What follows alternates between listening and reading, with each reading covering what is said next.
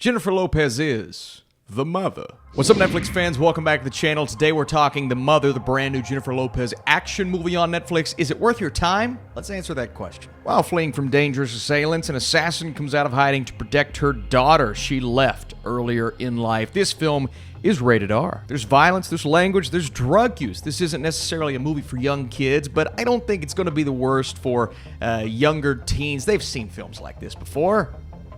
Haven't you? Now I've seen everything. Very simple question. Is it a generic action movie that we've seen on Netflix 1,000 times? Maybe, but is Jennifer Lopez good in this film? And I think the simple answer is, yeah, she's pretty good. I really like her intensity. I like her emotion. I love the fact that there's an emotional core to this film that's very evident from the trailer. You obviously know she is protecting her daughter at all costs. Does her daughter know this is her true mother? Is there a disconnect there because she's been gone all of this time? How is that relationship going to play out? I think that is way more interesting than the spy side of things. The actual espionage aspect of this movie is frankly generic, cliche, and they didn't do a good job of building that up, right? We get some exposition at the beginning where we're kind of learning who she is, and more importantly, why she is. Why is Gamora? Yeah, obviously, you get the flashback. The mission happens so many years later. We find out how long she's been separated from her daughter, and then someone comes in and says, oh, 2 tours, 46 kills. We know how powerful you are. The character that's basically there to tell us what our character has done and why she should be feared.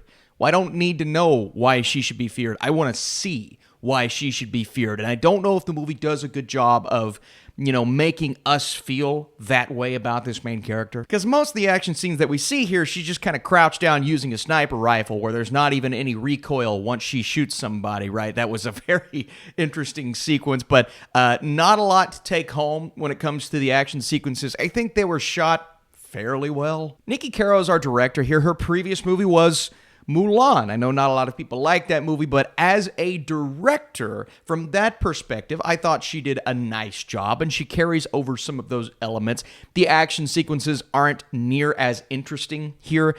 They are basically just kind of insert generic action movie sequence here, but the real heart, the real meat of the movie is Jennifer Lopez as the mother. Mommy! Being a motherly figure over this daughter, aka protecting her at all costs. There's just this badass element to her past, and we get those flashback scenes. I don't know if the flashback scenes worked as well as, the story intended. Zoe is someone who has a lot of anger built up, but there's also that fear instilled in her, especially with the situation that she's in. Not a lot she can do here, but when we start to get the conversations between the two, I found that to be really interesting. I found it to be the best part of the movie, and I didn't know that would be the case going in, and I was hoping, Jennifer Lopez, she would commit to this role. I knew she would, but to what degree?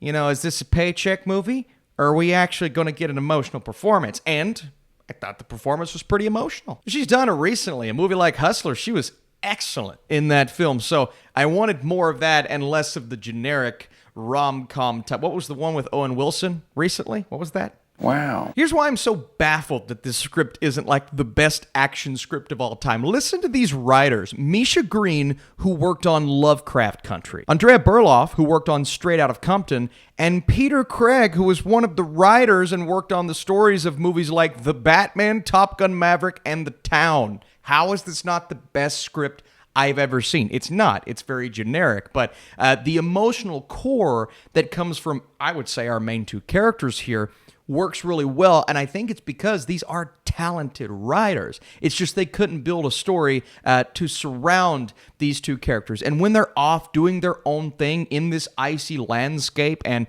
they're dealing with the elements, and they're dealing with some scary-looking wolves. These are the moments in the movie that really resonated with me, and we got to see that relationship come to life, and a lot of build-up between these two characters and growth that made it more interesting than I thought this third act would be, especially after a lackluster build-up in a generic action movie script. But the emotional core works, and then you have someone like Amari Hardwick who adds another emotional dynamic to this movie, that connection between he and Zoe. So some interesting characters in here. Not the best performances I've ever seen, scene. My biggest issue here is the action sequences. What is supposed to keep you on the edge of your seat, they are so over-edited. So many quick cuts in there to where you can't really fully appreciate the scale and the scope of what's happening, because there are some shootouts here. I mean, there's a standoff at one point between the good side and the bad side, and that was supposed to be epic, man, but I just didn't feel the tension because of the lackluster filmmaking in that moment. Move this man! I would classify this as a poorly thought out and edited action movie with a nice emotional center that should have been the focus, and that should have been at the forefront of the film. So before I give you my score, lots of positivity here. I'm sorry.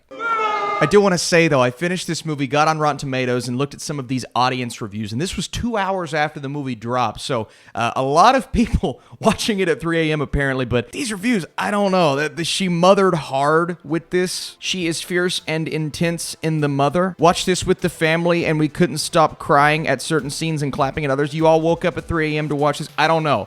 These reviews may be legit. It just... I don't know. I'm reading them and I'm like, there's no way this is real. I think myself and this person were on the same page here, because it just doesn't feel legit to me, but that's just my opinion, man, okay? Jennifer Lopez carries a fairly lackluster action thriller, as the emotional core of this film is interesting. Beyond the main relationship, there isn't much that resonates. If you guys want to support this overly positive review and you want to drop that like, that would help this channel so much. And stay tuned, we have another Netflix review coming later today, and then tomorrow I review Hypnotic with Ben Affleck. So Jennifer Lopez, Ben Affleck, works out perfect, doesn't it? All right, see you soon.